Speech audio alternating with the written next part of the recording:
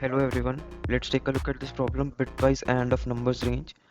So in this problem, in the input we are given two numbers, left and the right, and we have to give out the output as the AND of all the numbers in that range. For example, if we have 5 and 7, we have to output 5 and 6 and 7.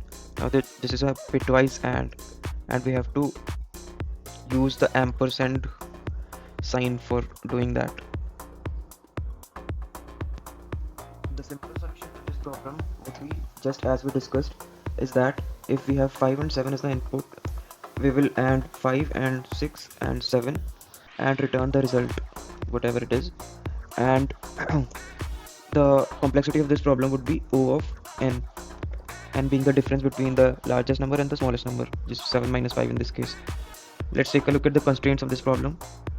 It is clearly 2 raised to the power 31 minus 1, and this can be the difference, maximum difference that can be in between the left and the right number.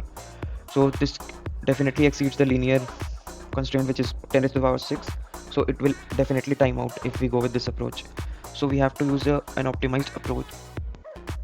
In order to do that, let's take a look at how binary numbers are represented first. So I'll paste a series. This is a series from 0 to 15. And let's take a look at each position for this series. Let's take a look at the 0th position. Uh, let's take a look at this sequence. So here we can definitely see that 0 and 1 are occurring alternatively. So 0 1 and then 0 1 again. For the first position, they are occurring after two places. 0 is occurring twice, then 1 is occurring twice. Similarly, for this position, there is 4 times 0, 4 times 1, and so on for the rest of the positions. So if we have to calculate the answer, we definitely need to add the entire range of the numbers. At a particular position in that answer, we can get a 1 if and only if the left and the right part, or the left and the right numbers, are both 1s at that position, and the difference between them does not cross the boundary for that position. Let's take an example.